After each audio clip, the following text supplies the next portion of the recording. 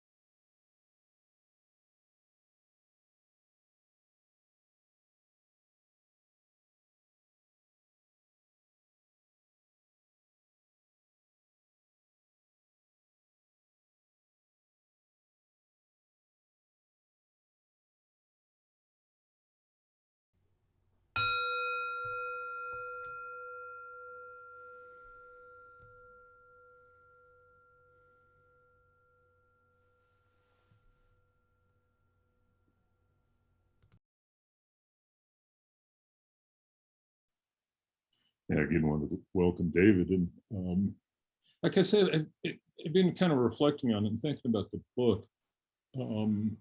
Maybe one place to start is kind of ask the question here by the end of the book, it's clear that the whole notion of an inner and outer path is a key,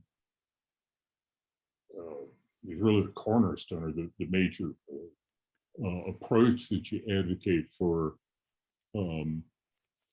activists, people concerned about the ecology, Dharma practitioners, some intersection of the aforementioned.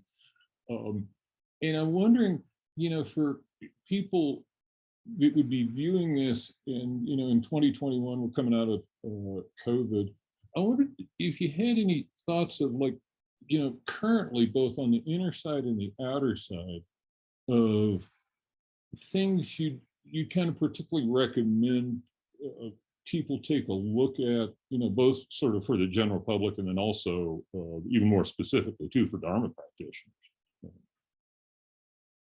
Or people who are, maybe practitioners, maybe Dharma sympathizers as well, sort of across a whole spectrum of appreciate Buddhist philosophy to be, because we have folks on the call who've been, how it is, who've been doing this for decades too. So. Oh, and you're on mute. Yep. Yeah, thank you for that, Tim. Yeah, I suppose if I think about the final chapter, the real emphasis there is the Bodhisattva path. And what really stands out for me is the idea that there's two sides to it. And the two sides aren't simply there because they kind of fit together. I think they really depend on each other. I think we see how difficult it is to be an activist by oneself or without some kind of contemplative or mindfulness practice. It's very frustrating. It's very hard to avoid anger, burnout, pretty deep frustration. And that's why I think it's so important to ground that into some kind of contemplative practice. Then on the other side, of course, we have Buddhists, and not only Buddhists, but sort of mindfulness practitioners who tend to think of that as kind of a self-sufficient path. And there's plenty of reasons, given the Buddhist tradition, to go that way. And yet, how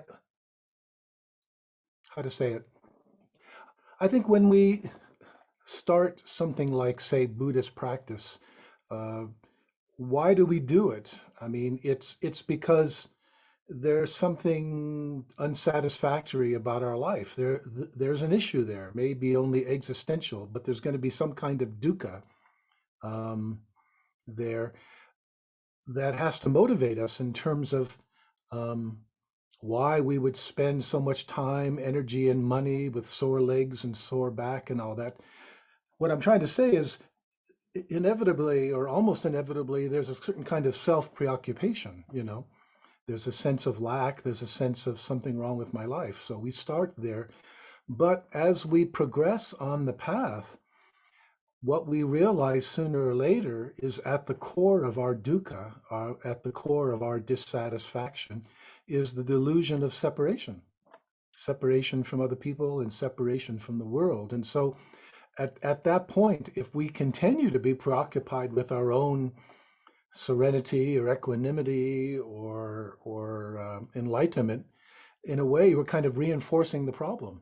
It's like it naturally bleeds, I think, bleeds maybe isn't the best word, but it naturally opens up to engagement with the world. It's like when we start, it's sort of what's in it for me, right? Say Zen practice, what's in it for me? But as we go along, we realize we're not separate from others. And so there's this momentous shift from self-preoccupation to, okay, I'm one expression of all this. one manifestation. What can I do to make this better for everyone? And that's where I think, especially today, given the kind of really dangerous situation we're in, I think that naturally opens up to some sort of engagement, some sort of activism with the um, especially ecological activism. And the other thing I would add to that is in the last chapter, there's a lot of emphasis on non-attachment to results, right? That's kind of the thing that I end with. And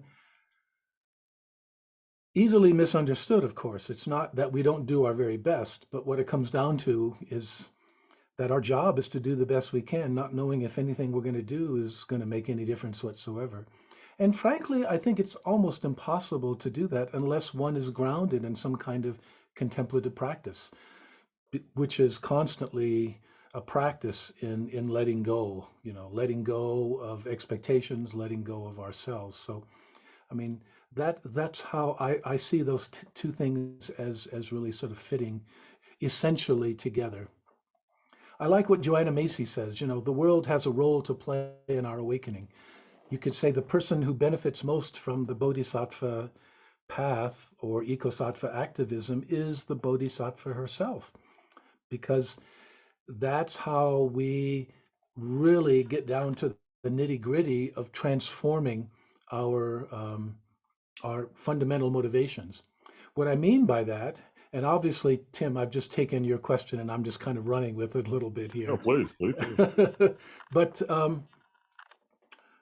when I think back to when I started, say, Zen practice, pretty early days, early 70s in Maui Zendo, uh, it wasn't a very conventional Zen center, but we sat pretty hard and things happened. There were openings, there were insights, there were experiences.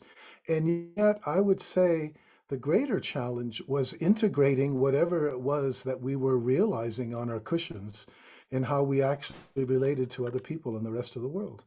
And so that's the real. And so how do we actually transform our deep-rooted self-preoccupied habits? How do we actually do it? Well, you've got to do it. In other words, you don't just do that in your head. You do it by actually being engaged in the world and changing how we live. Maybe I've talked too much, but I'll end with one of my all-time favorite quotations, which I know is in the book somewhere. Nisargadatta, who makes the point. When I look inside and see that I am nothing, that's wisdom. When I look outside and see that I am everything, that's love. Between these two, my life flows, right? And and in a way, I think that really gets at the heart of it. And it's also the two pillars of the Buddhist path, but I think the Ecosattva path in the sense that, okay, the wisdom, how do we actually embody that wisdom, right? And I think that's what the love is talking about. Love here isn't a feeling or an emotion, it's deeper. It's a way of being engaged in the world where we are devoted to something greater than our own egos. So does that make any sense? Oh, yeah. Yeah. Yeah, because the way you define love, you could have that relationship, to say it that way, with one person all the way out to the whole world, everything that lives on the world, the whole universe, potentially. So when we realize that the whole earth is our body, and it that's not a very hard thing to understand rationally when you think about, you know, if you don't think that's true, well, try to stop breathing for 4 minutes, or try to stop drinking water for a week and see what happens. I mean, we're we're part of the great flows, right? The great ecosystem. We're one manifestation of that. And what does it mean to live in a way that embodies that? And I think the word for it is love. Love in the deep sense of cherishing, wanting to heal, wanting to protect, wanting to make it better. Anyway, let me stop for a bit and maybe we can throw things open. I hope that this won't be just question and answer, which is going to get kind of boring. I mean, it seems to assume that I have all the answers, right? Just because I wrote the book. But hopefully it'll be a bit more of a discussion. Please, Patricia Fay. I would just say something about expectations. I mean, I know we all know that expectations are the source of great upset, usually, most of the time. Um, and I mean, I've had a Vipassana practice for over 20 years, and I'm an ordained minister, and, I should be really a saint by now, but I'm clearly not. And last night was such a poignant example of that. I was with my family, and one grandson was graduating from high school, and everybody's emotions were really on the surface. And I ended up having a fight with my younger daughter. It started out as, an old disagreement that arises from time to time. And driving home, I was so disappointed in myself. I mean, I had tears, and my internal conversation was, you're supposed to be so much better than this. There was another voice that said, it's okay, sweetheart, just forgive yourself. And, so I've got all of that going on. And today I wrote a lot about expectations and where they actually come from. What would you say about that, David? Why in the hell do we expect things? Well, I mean, I think that's built into life. I'm actually looking for a particular book here, but I don't see it offhand. I mean, I think expectations are inevitable, really. The question is, how do we respond when they are not fulfilled? That's what the real non-attachment means, right? I mean, to live in the world, to function, to relate to other people, how can we do it without expectations? Um, but also this whole thing about being kind to ourselves. The book I'm looking for has this marvelous title called "You Are Not Your Fault." See if I can pull it up. Let me make one last attempt here. Yeah, somewhere. Anyway, what I think is important about that is um, I think we need to accept our conditioning, and that includes some pretty deep psychological structures that have just been embedded into us because of our evolution, you know.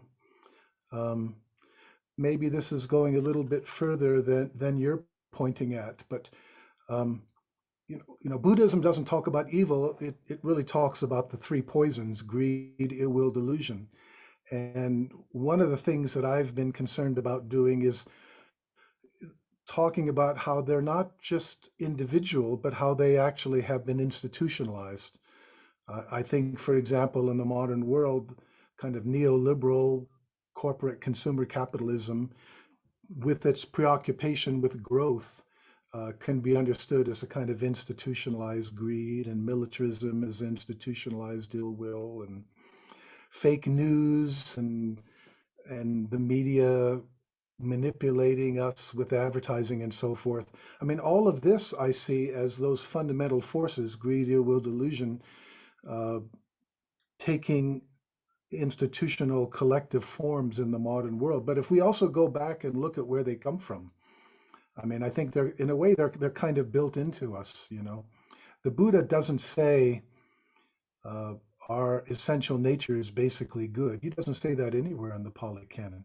What he does say, in effect, is that we have good tendencies and we have negative tendencies, you know, and the negative ones like greed, ill will, delusion, the whole point of karma is that when what we do is motivated by them, then problems result. And yet they're built into us.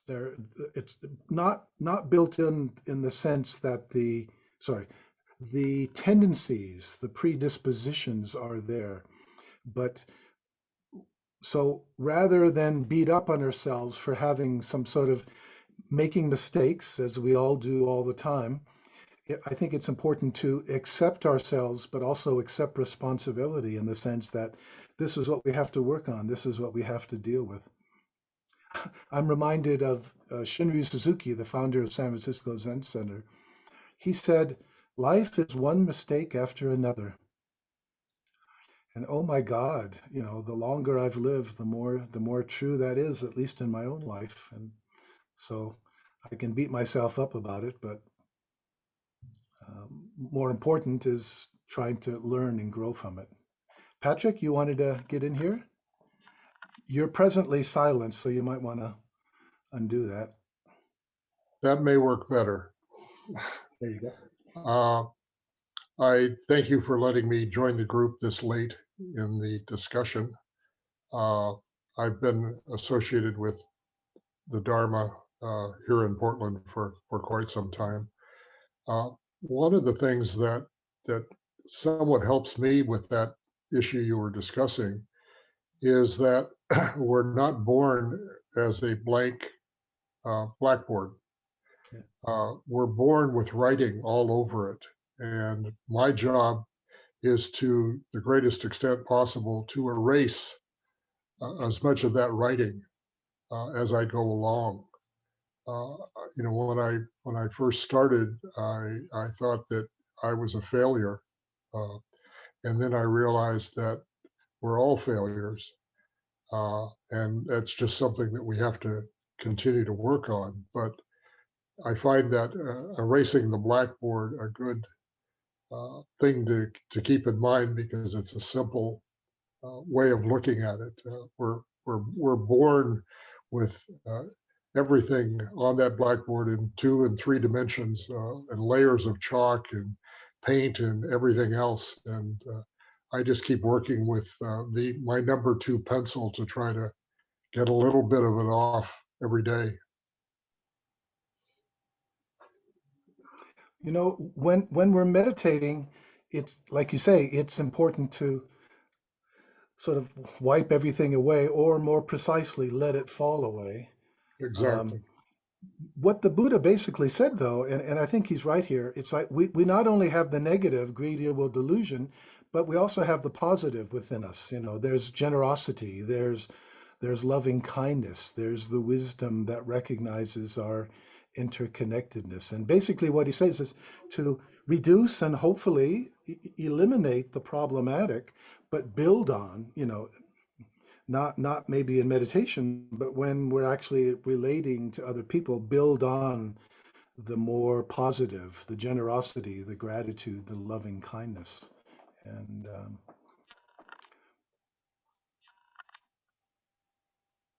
that sounds right to me. Chris?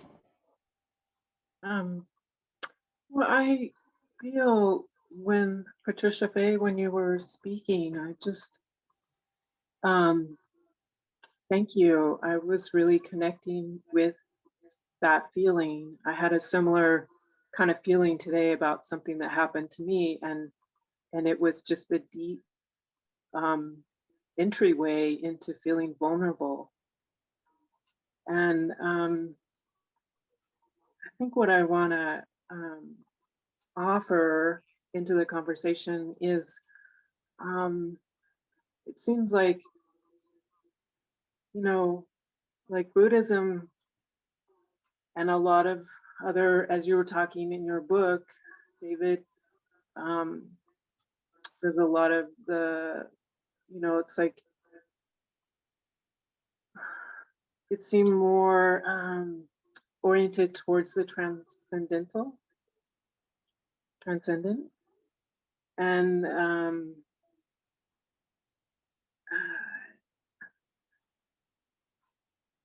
I feel like these moments of humanness are like these doorways to connect more deeply to all of us and the earth,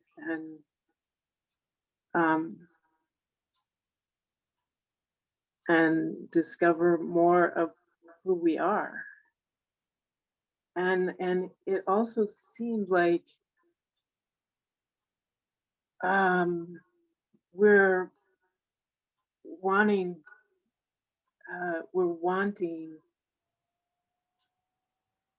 to be embodied. We want to live this life here, and I don't think it. You know, some of the um, maybe what you were speaking of, Patricia Bay, about expectations are these ideas of what it means to be human that we have. I think we get on the spiritual path some ideas, and they're not. I don't know. I don't think you can avoid those, but um, but this is it, you know, like, and in this crisis, ecological crisis, um,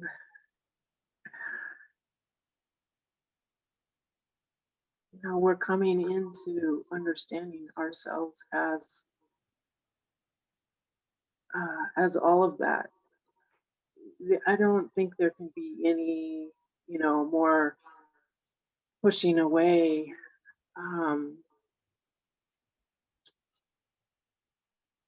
It just seems like that's the way even like Buddhism is evolving into, and I don't know a lot about it, but it just seems like um, that's what's happening right now.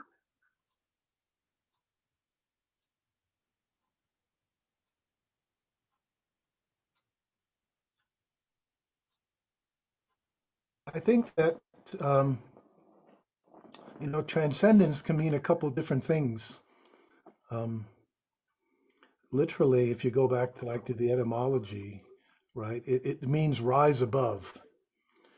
And so the problem, one of the main sources, frankly, of the ecological crisis, I believe, is the way that religions have wanted to transcend this world altogether, the earth, and sort of go to some higher, better reality, right? I mean, we see this in Christianity, right? If you behave yourself, then you'll qualify for an eternity with God. But likewise in Buddhism, there's in certain types of early Buddhism, especially, you know, there's a strong sense that, you know, the earth is a place of suffering and craving and delusion, and the goal is not to be reborn here. That can be understood in different ways. So there's that aspect within some types of Buddhism, especially early Buddhism, but there's also in later Buddhism, say like in East Asia and Tibet and so forth, there's more a sense of it's not trying to escape this reality, but much more the sense of realizing its true nature. So there is an emphasis on a kind of transcendence, transcending our usual way of experiencing it, transcending our usual way of experiencing and understanding ourselves. But the goal is not to sort of go somewhere else, but to sort of embed ourselves. In fact, you could say the goal, the you could, I mean, one way to express the basic problem is we have built into us the sense of separation, the idea that I'm separate.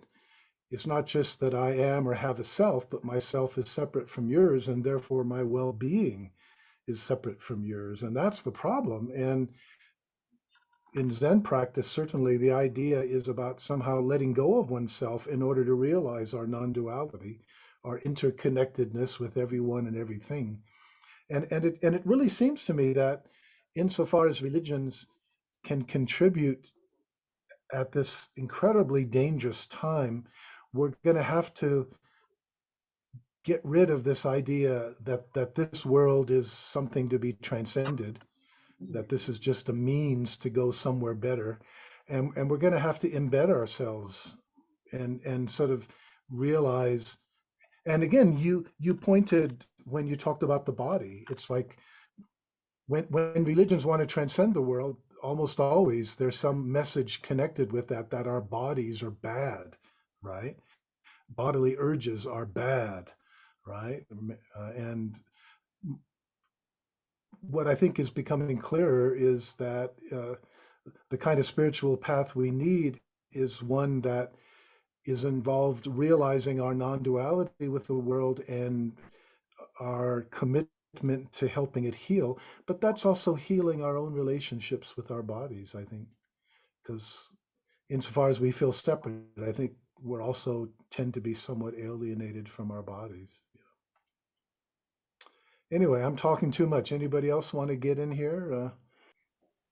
I'm calling in from Ireland, and I'm very new to Buddhist practice. And in fact, I've been kind of calling out to the universe to bring Buddhism to me. I was brought up very much in a Catholic country, and we are brought up to be told, yeah, you were born with sin, and a lot of the phrases that I find we tend to use, which frustrates me no end, is like, we are where we are, it is what it is. And I find, as an activist, I find that a very difficult place to be in, because it feels, as you said, that we push things to aside, in a sense, and don't take any form of responsibility.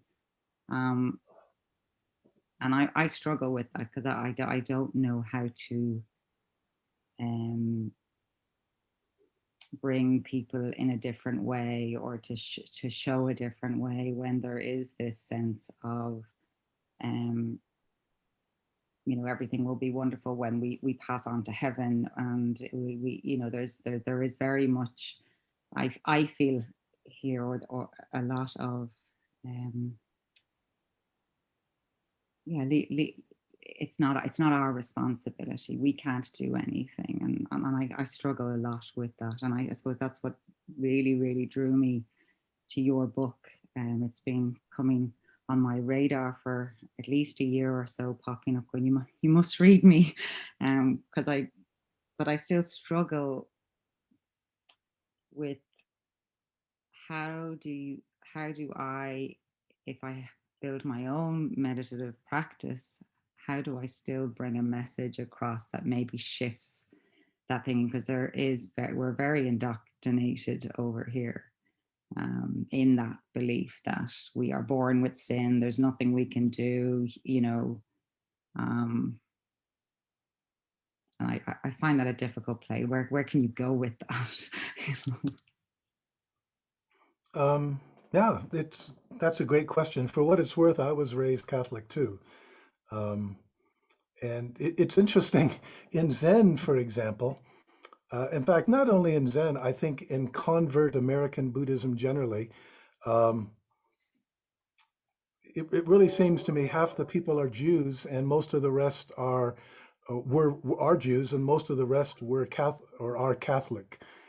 And it's that's something we could look into a bit. But I mean, I think there is within Catholicism a stronger sense of the mystical than one finds in, say, Protestantism, especially, after the Reformation, the way Protestantism went. One thing that I find very helpful, just speaking personally, and I don't know that, I mean, I think what I have to say is just one person's opinion, but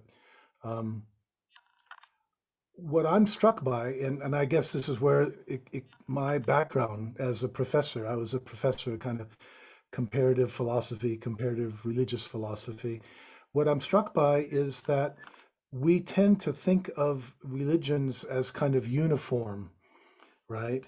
Sort of like, and they're really not that way. I mean, I've already mentioned in Buddhism, we have these different understandings of transcendence. But even in Roman Catholicism, because it's that top-down Vatican Pope thing, we tend to think, well, they decide what Roman Catholicism is. And actually, when you look at the tradition, there's all these other people St. Francis is an obvious example, right? I mean, think about him, right? And his attitude, his relationships with birds and wolves and all other um, living beings in the natural world. And likewise, for me, a couple of really important figures in the tradition, Meister Eckhart, and also there's an anonymous text, The Cloud of a Knowing, which is very, very similar to Zen in terms of the practice that it encourages. So I don't think of Roman Catholicism as uniform or not as uniform as the Vatican would want to make it to be. I think that there's different streams, there's always tensions within it. And so, we don't have to feel bound by responsibility to something that maybe we disagree with or we think isn't quite right. But I think there's a freedom to explore these alternatives. And especially now that we're coming to the ecological crisis, I mean, Pope Francis has said some really good things, in his encyclical and so forth. But I think at this point, all religious traditions have to grow up, right? Partly they're responsible for the predicament we are in. Uh, we tend to think of them as kind of fixed. In the case of Buddhism, it's totally obvious how Buddhism has transformed every time it's gone to a new culture. And now we're in a situation when, like, no, I don't know if you noticed what Noam Chomsky said in an interview last year. He said, "This is the most dangerous time ever in the history of humanity." Wow, well, I'm a history buff, so I immediately tried to think of some counterexamples, and I couldn't. I couldn't. What we do or what we don't do is going to have consequences for thousands of years. What we do or don't do in the next decade or so. And Buddhism, I think our religious traditions have to respond to that, and they're going to be transformed by it in responding to that. So I think it's important for us to be creative and not think of the tradition as something fixed or dead, but as something to work with, something with elements and possibilities there that I think we need to explore and develop. Does that make any sense? Absolutely. It also goes back, I think, to that idea of change. Like as humans, we tend to fear change, but actually it's the one thing we can guarantee in life. So it's that kind of ebb and flow in a sense. And if we stay stuck in something, you're not learning or growing. The COVID pandemic, one positive thing that's come out of it is like it really shook up, right? Our certain sort of, social economic trajectory, and it just shot that to hell. I mean, it's like, whoa. And it's very interesting if you think historically, like if you go back to maybe the greatest pandemic of all, 14th century Europe and Eurasia, the Black Plague, killed maybe a third of the people in Europe, a third.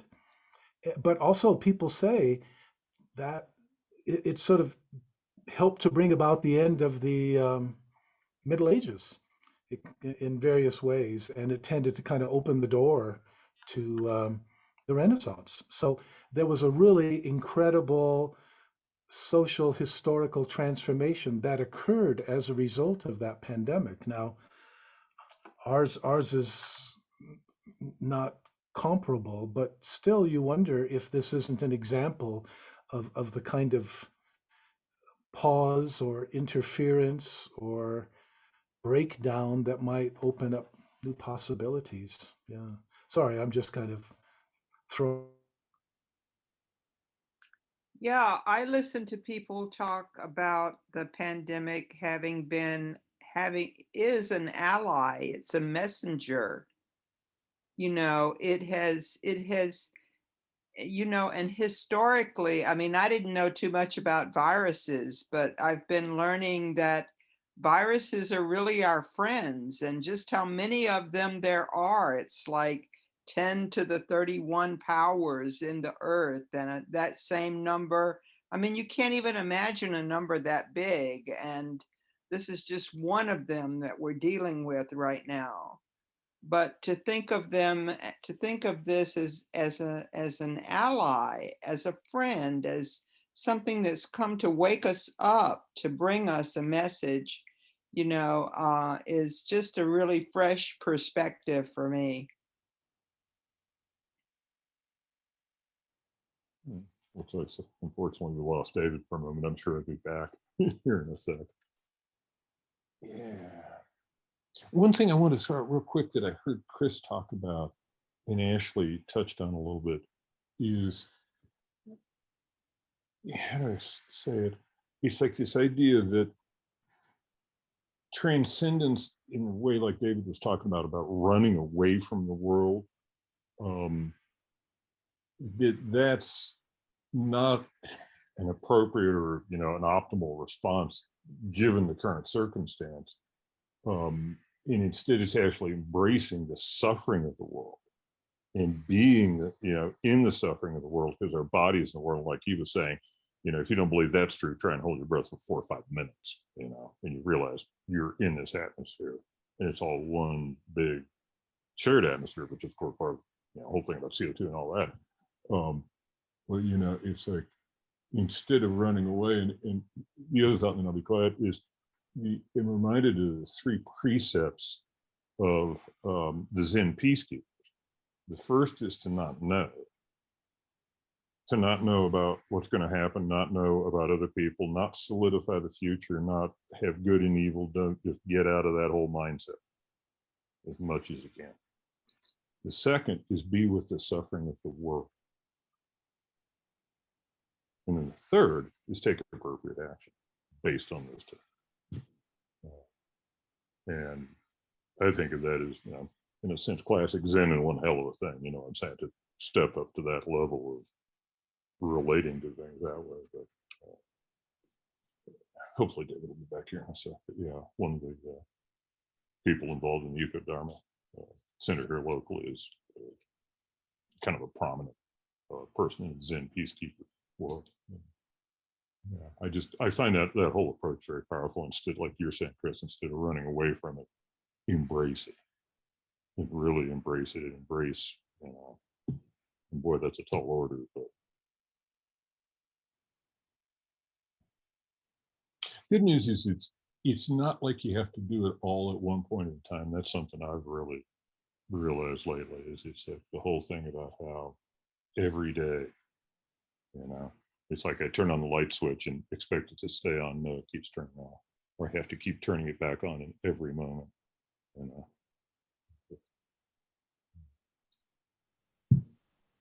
That where an everyday practice helps, because I find that the trick is not to keep, to me, I sometimes want to do the relay race, because you can see time passing, and you keep hearing, we're running out of time, we're running out of time. Can't hear you very well, Ashley. Can you speak up?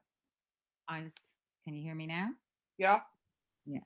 I was just talking about the maybe that's where the everyday practice of meditation is really important. That now you're hearing, and we're running out of time, we've got to do something now, the world's falling apart. So for me, there's that inner almost relay of, oh my God, we've got to do something, now, and I'm like constantly trying to turn on the light. And I think that's what I've learned anyway from this, is that the real need to have that maybe everyday meditation to really center yourself and to calm oneself down, in a sense, in that. I don't know if that's what you would say, Tim, like, because you obviously do have well, it seems like you have a balance within that, and realize that you have to take just everyday steps. Yeah. We were talking about, David, that how a lot of this is relating to the suffering of the world, but having to do that like every day, or take appropriate action every day. That it's not just to do it and done kind of thing. It's not an accomplishment. It's not something you go and grab and fill the hole inside yourself with, and then you're all full and it's all good, and I'm happy forever, and it's unicorns and the whole 9 yards. That it really is every day. And the thing I think about that that's cool too is it's back to what you were talking about, Patricia, say earlier too, is like every day is an opportunity to, you know, be as good as I can be today, and then tomorrow I'll get to do it again, hopefully.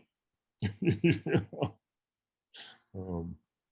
And it's that ongoingness of it, because that's I don't know. To me, that's just such a piece of the unknown, is really kind of letting go at, you know, at that level. Let me be quiet. Welcome back, David. Just before you got booted out of the Zoom space, you were mentioning the scale of what we're facing now and comparing it to other previous times of relative challenge or disaster or whatever we might want to call it. And I'm curious, there are a number of different traditions and teachers that I've been exposed to in my life in terms of contemplative practice and in terms of other forms of expression within a framework of some sort of spiritual practice. Just briefly about the kind of range that I've experienced, ranges from a very brief time sitting with some Buddhist teachers in Santa Cruz, California for a few years. And what I can say is that it's an awful lot of quiet. And I'm not a real quiet guy. I have a kind of a fiery inside, and that the contemplative tradition, particularly at the wonderful teachers that I had in the time sitting that I had with them, I learned so much, and it was extraordinarily valuable to calm that fire and to heal the wounding that was often expressed through that fire, blah, blah, blah. There are other expressions that came later that were not about triggering wounding and you know, just lashing out anger and so on. That can be on the loud and obvious expression end of what we can do as people. But there were practices that were involved touching into what was often called sacred rage. And back then it took some digging and it took some contextualizing to really get the idea. And as you were talking, I realized it only took you saying 3 sentences of the scale of what's going on right now. And I could feel welling up in me what feels like the most normal, human, transhuman life, just saying, fuck no, or whatever the right words would be. I don't know what the words want to be. I'm just trying to give an example. And there's that I was just wondering if you are sparked to respond in any way from your experience and your practice of the bolder expressions that seem so completely normal and healthy. Like that sounds like a healthy expression to me of like a mother lion protecting her cub. She lashes, and it's not out of anger. It's out of life, moving on life, doing exactly what it's called to do. That's what I mean by the sacred rage part. So I'm just curious if any of this sparks you to reply in any way. Wow. Yeah. Important issues there. Within the Buddhist tradition, again, if I can contextualize it, there's a scale or there's a range of attitudes toward something like anger. I have a little bit of a problem with rage, because I guess that means different things to different people, but it suggests to me something out of control and dangerous not only to others but to oneself. So anger makes more sense to me. The scale or the range is that within, say, Theravada in particular, something like anger is seen as inherently problematical.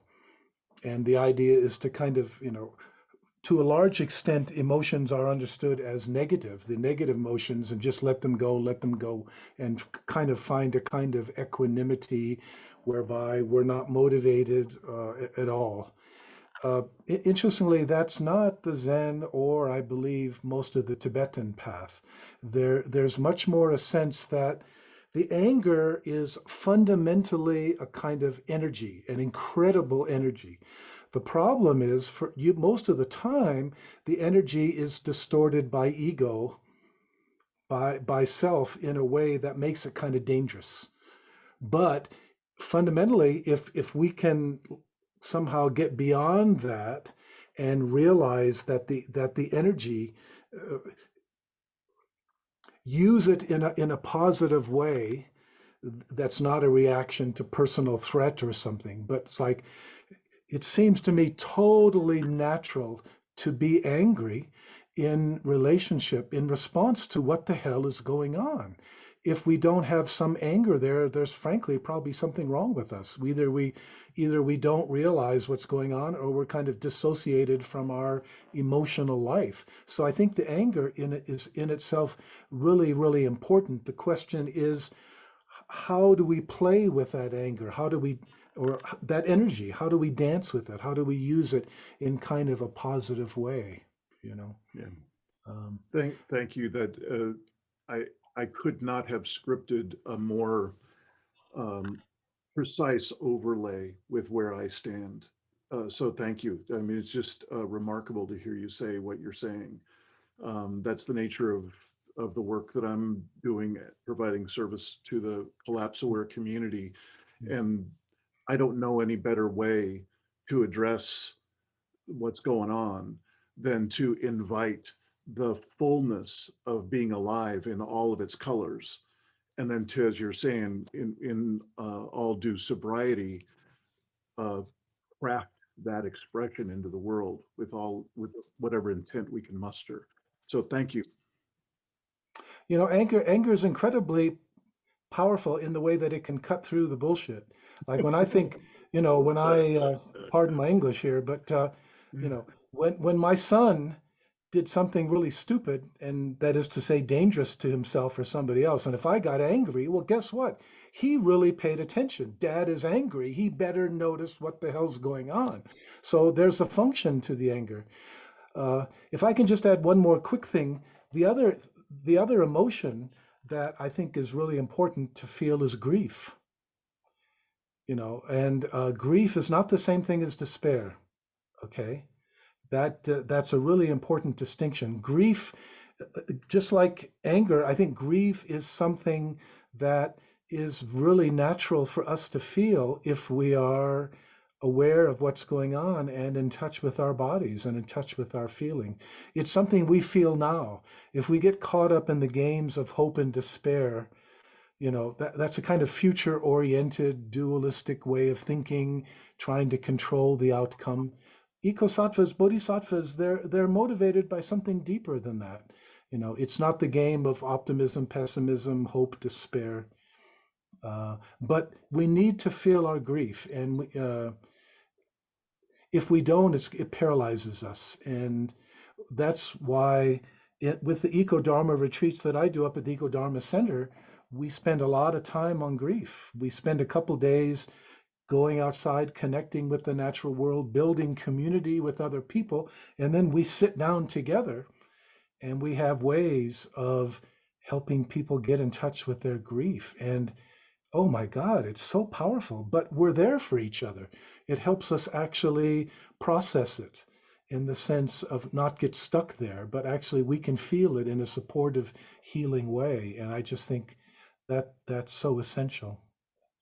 Anyway, I just wanted to add that about Gavin? Oh, Yeah, so that kind of feeds right into the thing that I've been thinking about. What I've run into with several of my younger friends is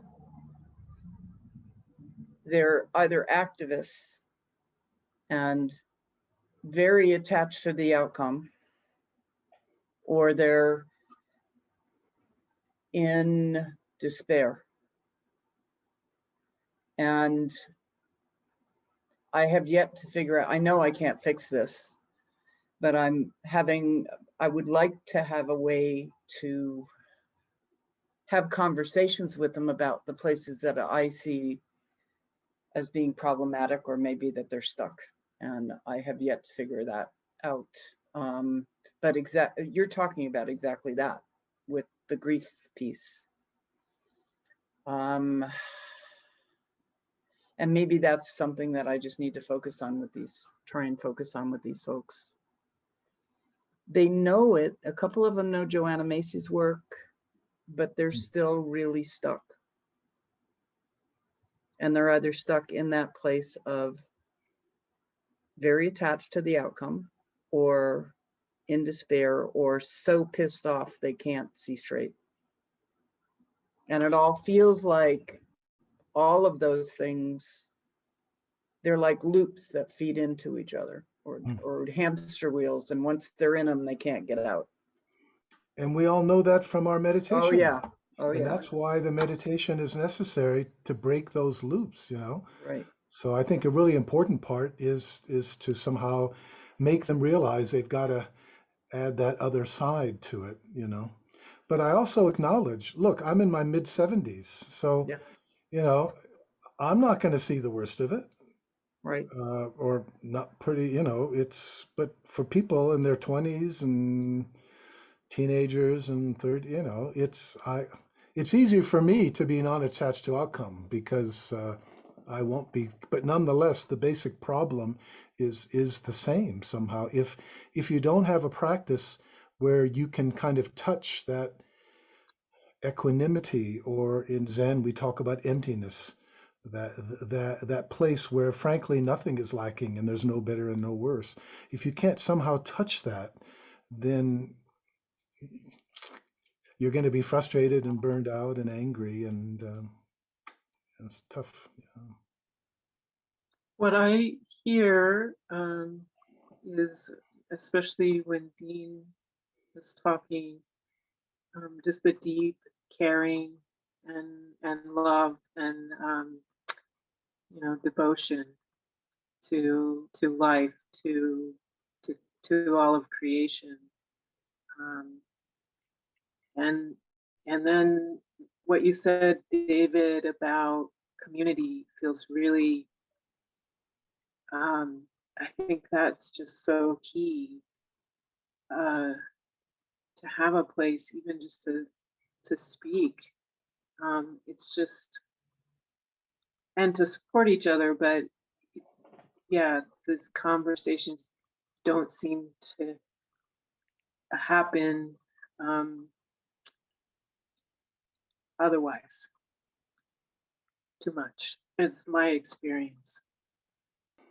Or Do you know- the not just the conversation, because another thing is for me, my thinking, my mind is, I don't, some of the concepts, a lot of this feels very conceptual in, and so my mind gets activated, but it's really all of us that need to be activated. And I think you were talking about that when you said the community that you build is, you go through the whole process, not just intellectual part of it, and then it evolves into our wholeness. In our Ecodharma retreats, we're not reading any books. You know, it's getting out in the natural world as much as possible, connecting with the trees and the meadow and the stream, and so forth. Community, you know, it's so important. I think the book quotes Bill McKibben in Paris, where somebody asked him, "What can I do as an individual?" And he said, "Stop being an individual." And you know, that's pretty heavy duty stuff in the most individualistic, probably, culture that's ever existed before. That is to say, you know, the United States. Um, but also, it's a problem for Buddhism. Certainly, Buddhism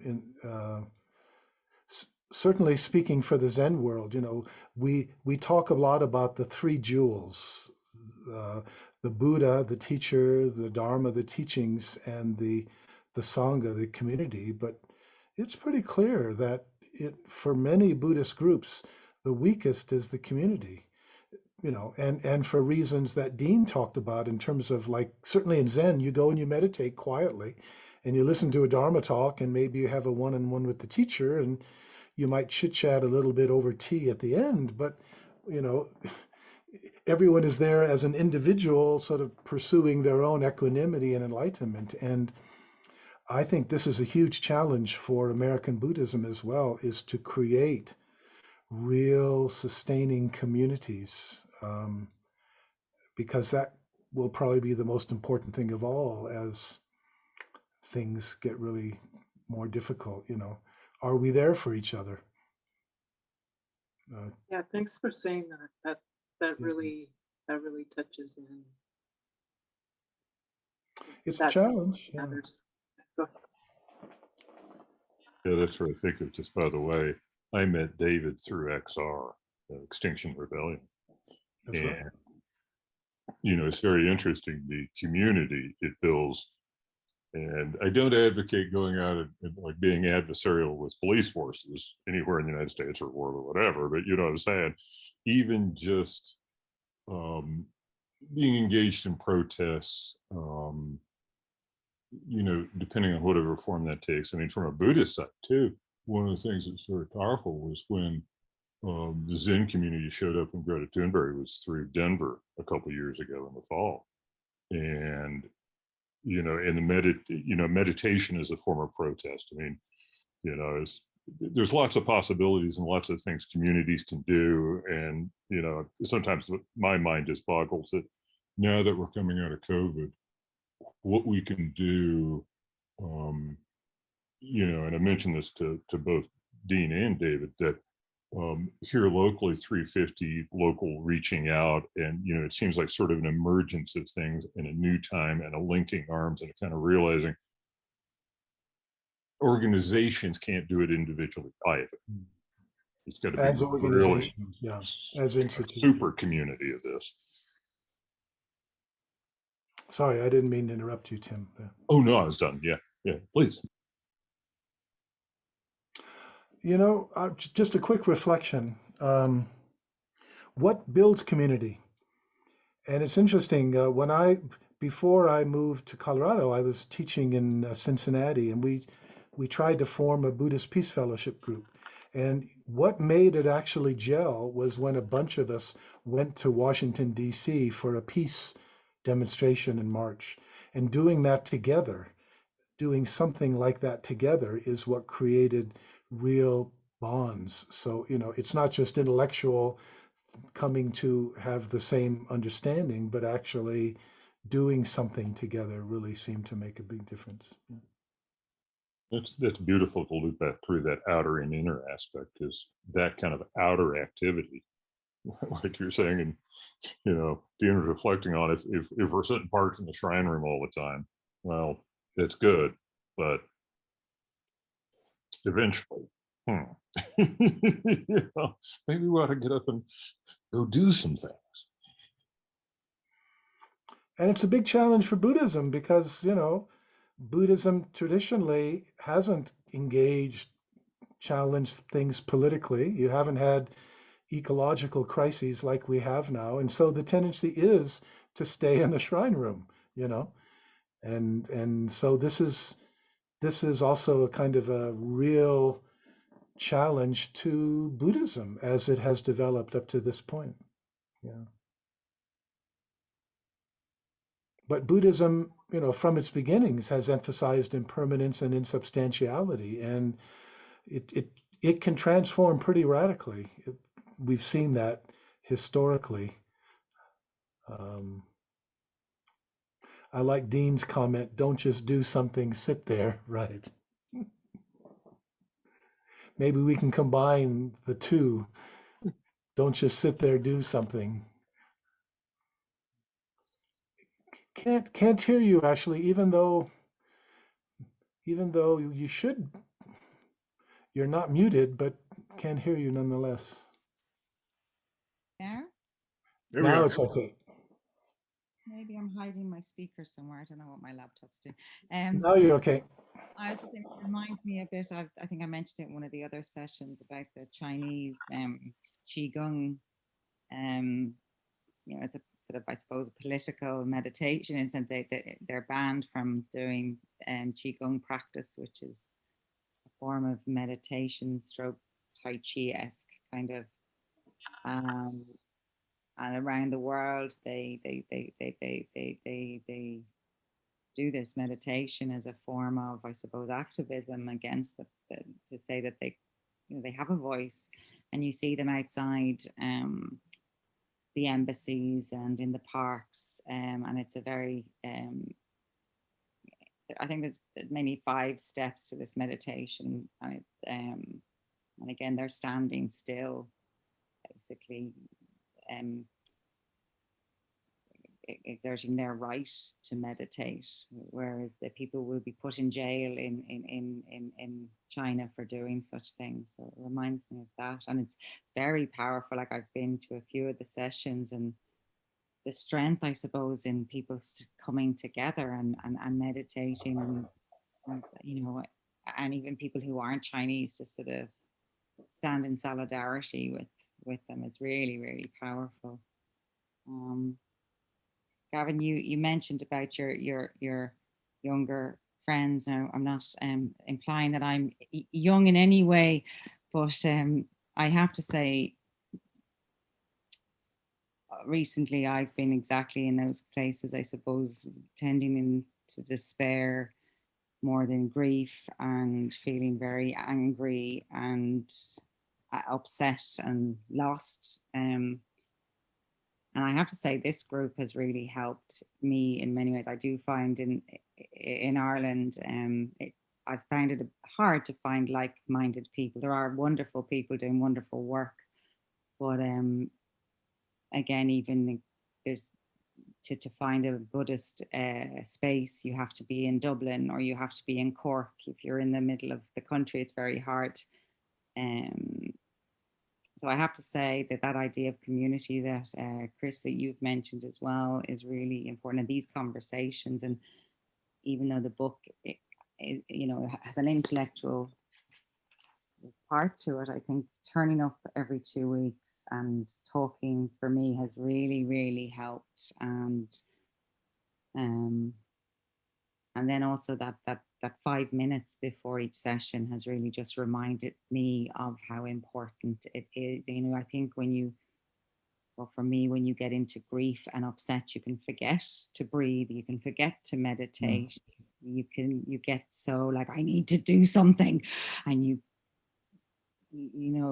get really anxious. So I don't know what you can necessarily do, but for me, this session has really reminded me the importance of conversation, community, and that stillness.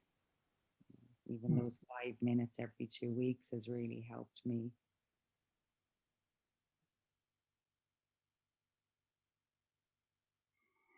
Might want to try 10 minutes. Try every day. Yeah. What you were saying at the beginning about Qigong and some of the Chinese practices, it's interesting that in Asia, none of the Buddhist cultures was democratic. Looks pretty bad in China now, but there's a sense in which, for the most part, it's always been bad, in that if you were a threat to the king or the emperor or the authorities, you were going to get squashed. And I think one reason Buddhism survived in the way that it did and sort of spread was by not being a challenge politically, and being largely kind of irrelevant to the social dimension. So it's only now that Buddhism comes to the West, or really comes to the modern global or postmodern global, and places like the US where there's more democracy. flawed, but you can say and pretty much do what you want in this realm. And so there's suddenly these new potentials for something like Buddhism that just didn't exist before. The social, economic, political implications of the Dharma can be developed in a way that they couldn't have been before, because it was just too dangerous. You couldn't threaten the powers that be, you see. And it's interesting that this is happening now, just when we're in the most dangerous moment in human history, as Chomsky says, where, you know, so it really requires, or it calls forth from each of us, I think, a lot of creativity. It asks for a lot of creativity from each of us to sort of find our own way. And maybe I can mention something here that I've sort of developed after the book, but just very briefly, because a lot of people would read the book or hear a talk and they would ask me, uh, I I really feel drawn to this new bodhisattva or ecosattva path, but what should I do? And of course, the problem is that, as I think I say in the last chapter, Buddhism doesn't give us specific answers. But I think there's a way to respond. And what I've offered is a kind of three-part meditation um, that I think can help people here. Uh, we don't have time to go into the whole thing, but it's worth mentioning what the three parts of it are. The first part is, you know, and again, the assumption behind all this is that we really want to do what we can, but we're not sure what direction that should take. So the first meditation, I think, is a kind of very severe or even ruthless kind of self-examination, in the sense of asking ourselves, what do I have to offer, given my particular situation, right? My education, my training, my job, my age, my health, my gender, my network, all of these things. What do I really have to offer that can be of special benefit? And I think that's something that could take quite a bit of time, sort of contemplating or even meditating on. And then the second question is, okay, given the situation that I'm in, what are the possibilities? I mean, in a way, the possibilities are endless, right? And yet, depending on where we are, some are going to be more natural than others. For example, here in Colorado, fracking is a huge issue, as Tim knows and Chris knows, huge. Uh, and of course, there's lots of other ones as well, but that's one good example of a place where, given the location, that's something we can do. Um, I mean, it doesn't always have to be local. I mean, like XR can, spring up many different places. But sort of once I have a sense of what I have to offer, then what is it that needs that, right? And then the third part and the final part, and for me, the most important part, is after going through the first two parts, forgetting, throwing that away, in a way, sort of letting go of all that, digesting it, in the sense that you can let it go and really open up to our heart and say, what tugs at my heart? What do I really feel drawn? Where does my love want to express itself? Um, and again, I think that'll be different for us according to our character and our possibilities. But I think something like that three-part kind of contemplation can help us answer that call. Because frankly, I really do feel, if we're not caught up in consumerism, which I think is the real religion of the modern age, right? If we can kind of let go of the ways we are distracted and preoccupied and addicted, uh, what we feel is this pull, this tug. You know, the earth is calling on all of us to do what we can. This is such an incredibly dangerous and challenging time. Again, the positive side of that is if we really feel that, it cuts through so much of the bullshit of our lives, or it can. And I think each of us has to find our own way to do that. It makes a lot of sense to me, David, just especially the middle piece of it, of looking at kind of realistically the situation you're in, and depending on all the pragmatics and all the dimensions of that, you know, reminds me of Pema Chodron, the Tonglen master. Start from where you are. So Damn fine advice. Because you know it is. Everything else is just mental ideation.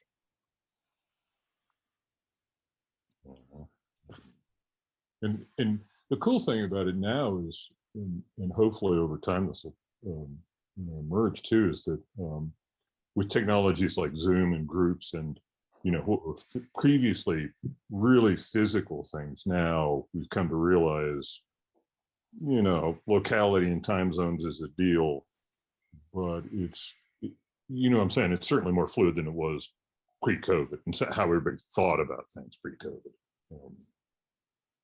And that's another one, you can kind of leverage that a little bit, that surf that wave, so to say. It may be a very good thing. thank God for Zoom, right? This last year, hard to imagine. But the other side of it too is, I mean, if we spend all our lives on Zoom, which in some cases we have, it can make it more difficult to cut through the kind of individualism, the sense of separation. I mean, it can feel very nice, but it's not complete, right? It's not. Our bodies aren't together in the same room. We're not dancing. We're not grieving together. So I mean, I guess what I'm saying is it's been wonderful, but it does have its limitations. Yeah, and I think a part of it, Dean's work and Deep Academy, and the whole idea of reconnection with self and others and earth and soul. That a piece of that is get off Zoom, and like you're saying, the Ecodharma thing. I mean, those are absolutely congruent in the sense of get out in nature, go be with trees, go. Like I was saying, one thing I sent out to the list recently, my litmus test is go be out under the sky. When I'm under the sky, I know where I am. And otherwise, I'm in some kind of container, car, building, whatever. And, they've got a lot of utilities, and tents are cool even up in the mountains for the rain at night. But I just think that level of reconnect with nature, and like you say, reconnect with other people, which is best done, person to person.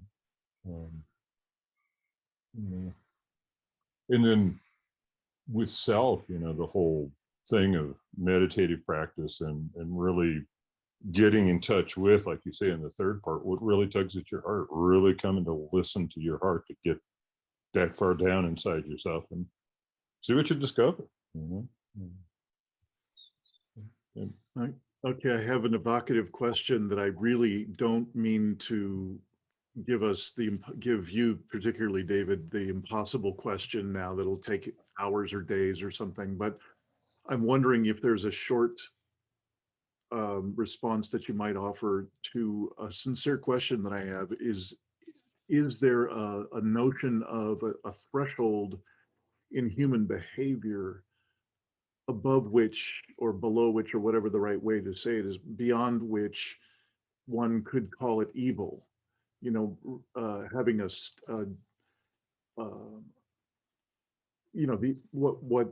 I don't even, it's funny, I don't even know how to define it for us now to share a definition, but I'm hoping you're hearing just the essence of my question, which is do the Buddhist traditions have a threshold in behavior, in being, in state of being, that over which, when a person steps over a line, that could be called some version of evil, or a Buddhist expression that equates to it. Good versus evil is really an Abrahamic concept, right? So for Judaism, Christianity, Islam, that's the big deal, and it's connected with God, because disobeying God, good is doing what God wants, and evil is doing what He doesn't want us to do. So, It's interesting. I'm not at all involved with any religions, and I don't have that construct in there. But feel free to answer. I did promise to make it totally great if you would answer briefly. So thank you, and I'm sorry for interrupting. Well, actually, I'm fascinated by this issue. My concern is that I would try to say too much. I think the universe was telling me something earlier when I suddenly lost the connection. I think it was telling me to shut up for a while. So I'm a little afraid of what the universe is going to do this time. But uh, I can't answer without talking about the book I'm writing now, which in a way is a kind of response to it, and has a lot to do with evolutionary psychology, which I've already touched on, right? So, um, for evolution, the only thing that really matters is what gets your genes into the next generation. That's what, and the truth of that is the origin of greed, ill will, and sometimes greed, aggression, delusion of ego and tribalism can play a role in helping that happen. So what I'm trying to say is some of that is kind of built into us, but it's not the only thing that's built into us. Just like I talked about the other side: generosity, loving kindness, wisdom. I mean, in evolutionary terms, we have domesticated ourselves in terms of how we live together, and somebody who's, how to say it, um, within a social situation, there's a tension. We're a bipolar species in the sense that there is this negative, that those predispositions are there, but also in terms of the way we have evolved socially and morally, there's also the positive. So at the source of a lot of our dukkha is the tension between these two. The selfishness is so often the origin of evil, selfishness and disregard for anyone else and for everyone else. Likewise, the good is often doing what's good for the group or doing what's good for the whole. So, I mean, that's the way that I tend to understand the fundamental tension and where it comes from.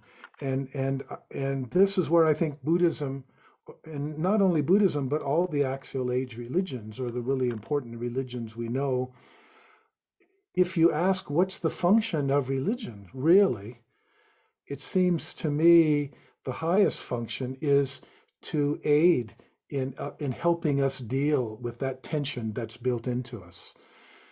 What I think religion at its best is really doing, it's talking about a path to transform ourselves, whether it's Buddhism or Christianity, in terms of what I said before: minimizing the problematical, the egotistical, the greed, the aggression, and emphasizing and building upon the generosity, the gratitude, the loving kindness, the awareness of our interdependence. And it seems to me is why religion is so important. And unfortunately, what's happened is, as they have become institutionalized, they've kind of lost so much of that function. I mean, in Christianity, it's so often it's about belief. If you believe in certain propositions, and if you do what God says, then you'll go. I mean, it's like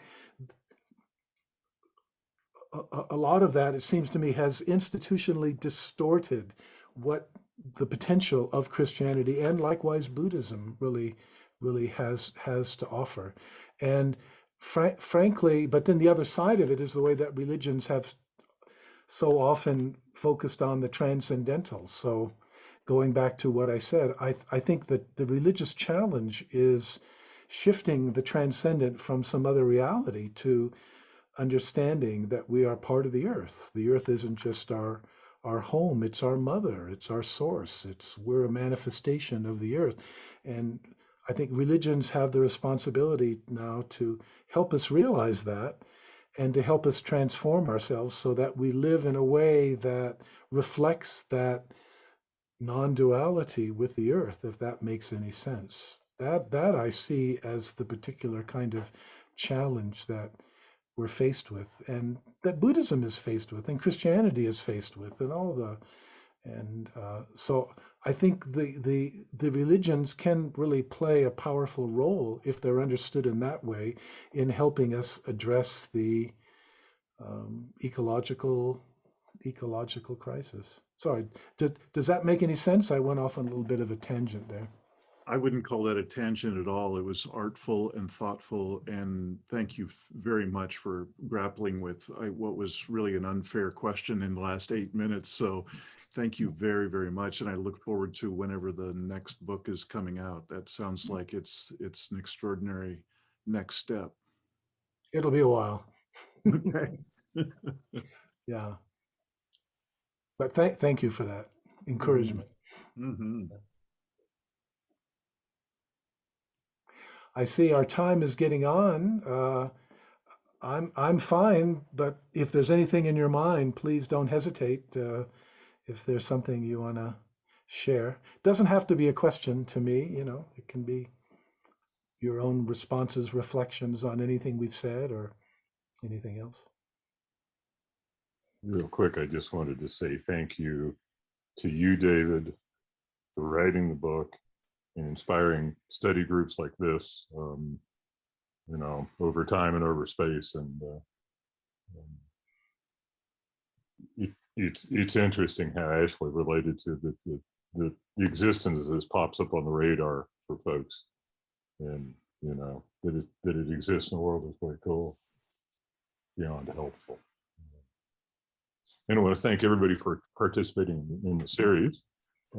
These weeks have been great for me too. It was really, it's so good to go through something like the book and then do it in a group context.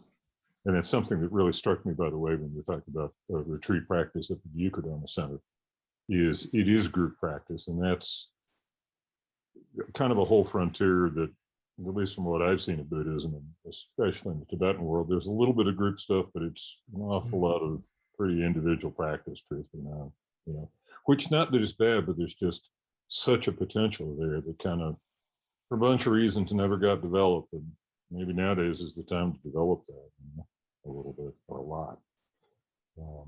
And finally, thanks to Dean for providing the container of this, the Deep Academy for facilitating the recordings of these, for doing everything you do. Thank you. Yeah, total pleasure. It means a lot to me that you would want to come together to read the book so carefully. Really. I mean, it's a real joy to me to have this kind of conversation. There aren't many people you can talk to about these issues with a kind of common understanding and depth. And yet my feeling is that that's just what's so necessary. So I'm grateful to all of you for making that possible.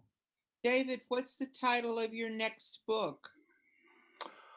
I'm having a lot of problem with that. Yeah. So one possibility is sort of a path on the precipice or something like that. But I don't know. I'm going to need some help. I have a contract with the same publisher, Wisdom, so they'll no doubt have their own ideas. Yeah, but it's going to be a while. Well, I'm just thinking that maybe we would come together then again. Yeah, maybe just to tease a tiny bit, but there's been interest expressed by multiple of us over the course of this, and David, you mentioned it tonight, was the whole grief aspect.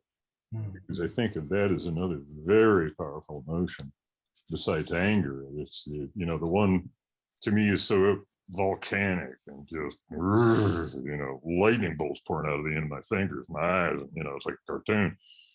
Whereas grief, the oceanic quality of suffering, you know, just melancholy and the infinite sadness, is Billy Corgan of the Smashing Pumpkins put it in a song. And that just infinite sadness, you know, and learning to work with that energy. It's not, you know what I'm saying, it's not an explosive energy, but it's a pervasive energy, is how I kind of experience it. It's just no bounds one way, no bounds the other, just as much as you can let in. But hopefully, you know, maybe this fall, or, you know, in the future, kind of in the context in the container of Deep Academy, and with conjunction with folks, we can go have some exploration out in that space too. Absolutely. Count on it. Because, and I think too, to Gavin's point too, and I've seen this with millennials and young folks that, like, you know, 20 somethings of folks my age, because all my kids are in their 20 somethings. The despair, and it's just heartbreaking, and, you know. But it's important not to, they're not exactly the same thing, even though they can overlap so much. You know, the So, other thing about grief is it's not all or nothing. It's like I lost my mother 3 years ago, and it's not as though you work through the grief and then, you know, as we know, it pops up sometimes. It arises when you don't expect it to, when you see a photo or something, and I think that's not just something that happens with relationship to somebody we love who dies, but with the earth, which is dying. And I really like what you said, Tim. And in fact, I've never heard it expressed so well, that when we're doing that, we're also tapping into a grief that's, it's not just personal. It's like there is a grief. It's not my grief. I'm grieving. I'm not just grieving for the earth. I'm grieving for the earth, as the earth. You know, it takes us beyond ourselves. so for me, it would be really interesting to be able to offer, and I know there are people that do this work, the ability to transition from despair to grief. For people who are, particularly young people who are in despair, because you can work in grief. That's right. Despair, it's much more difficult to actually work. Despair is a head trip, a looping head trip. Grief is not, and that's why the meditation can really. Yeah, and I think of depression as being a looping head trip as well, and really quite related to despair in a way. Interesting. Well, I just asked, the Ecodharma Centre has come up a number of times. Is there a way for someone over here in Ireland to connect with the Ecodharma Centre with, or anything like that, without applying? Yeah, it's a good question. You have an Ecodharma Center in Europe, but it's in Spain. It's not in Ireland. Yeah. There are mailing lists. So if you wanted, I mean, I have a mailing list too. If you want to be on my mailing list, it's not very often, but so you could get that information. It's interesting. Just 2 days ago, the board was having a conversation, and we are realizing that it's going to be important to shift, whereas the focus has been so much on the land retreats, which are absolutely wonderful. But we realize we have to also grow and offer more online Ecodharma retreats. And so we've just started to raise that possibility. And so I don't know how that'll evolve or how quickly, but that's something that we are going to be looking into. Yeah. Please go to this website, RMERC, RMERC, and sign up for that list, and then you would certainly find out. if that develops, you'd certainly get an email from them about that. Sorry, what's the website? If you type in RMERC, RMERC.org, that's the website. It stands for Rocky Mountain Ecodharma Retreat Center. At the very back of the book, I think it says a few words about it. And you can find out what we're up to. We have a new website that's pretty nice and give you kind of sense of what we're all doing. Yeah. We'll be sure to put all the contact information that David might want to post, and Tim as well. And if any of you have suggested links that would seem appropriate to distribute to everybody, please get them to me as soon as possible after today. And Tim and I will send out a final email that will include that information. Maybe it's worth mentioning I have my own website, which has huge amounts of material and not only readings, but also podcasts and recordings, videos of lectures and talks and so forth. So that's worth checking. I mean, if you found this book of interest, it very much intersects and draws on a lot of other things that I've written. So you might find that of interest as well. Thank you all. Thank you all for your interest in this. Like I said, I really appreciate it. And I hope we will intersect on the Ecosattva path again. For your work, David. Thank you. Thank you so much for coming tonight. Thank you. Thanks. I enjoyed it a lot. Everyone. You guys are lights. Be well, everyone. Stay healthy.